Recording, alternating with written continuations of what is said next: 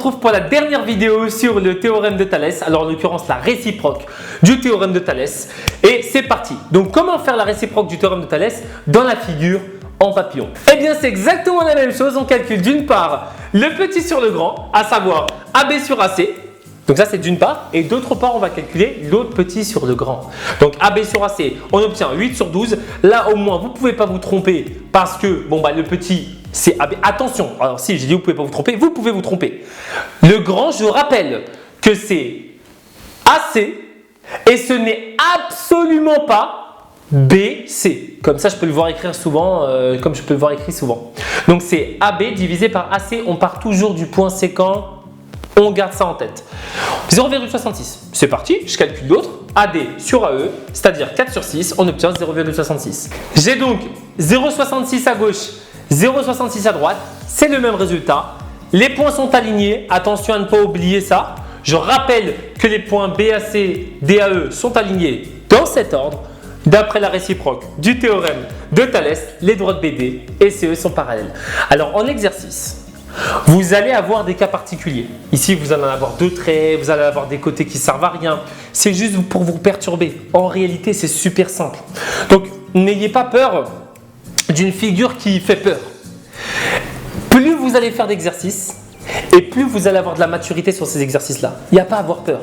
En général, plus un énoncé il est grand et plus l'exercice il est facile. Méfiez-vous des énoncés très faibles, très courts. En général, au niveau du brevet. Donc, il n'y a pas à avoir peur.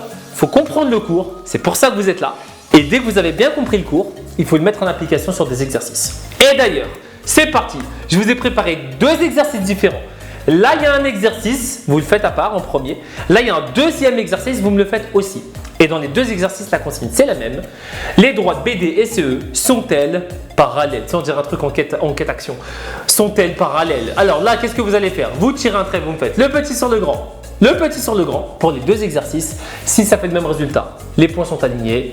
D'après la réciproque, c'est ou ça n'est pas parallèle. Vous pouvez vous aider de la vidéo que j'ai mis avant, vous pouvez mettre pause et on se retrouve pour la correction des exercices. Correction des exercices, on y va le premier. Le petit sur le grand, AB divisé par AC. Le grand, rappelez-vous, on part du point séquent. 5 divisé par 7,2, 0,69. Alors, je réponds à une question.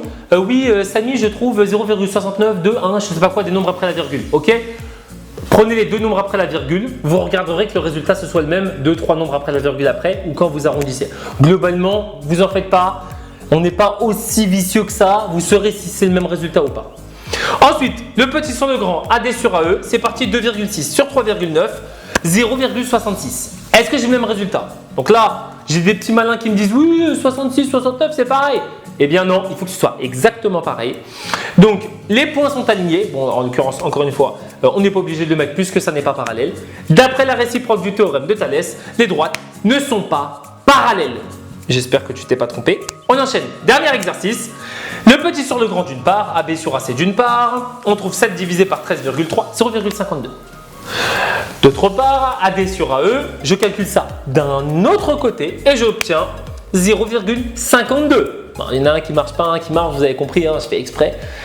Les points sont alignés, donc les points B, A, C, D, A, E sont alignés dans cet ordre. Les points c'est séparé par des virgules, d'après la réciproque du théorème de Thalès. Et les droites BD et CE sont parallèles. On a fini pour le théorème de Thalès.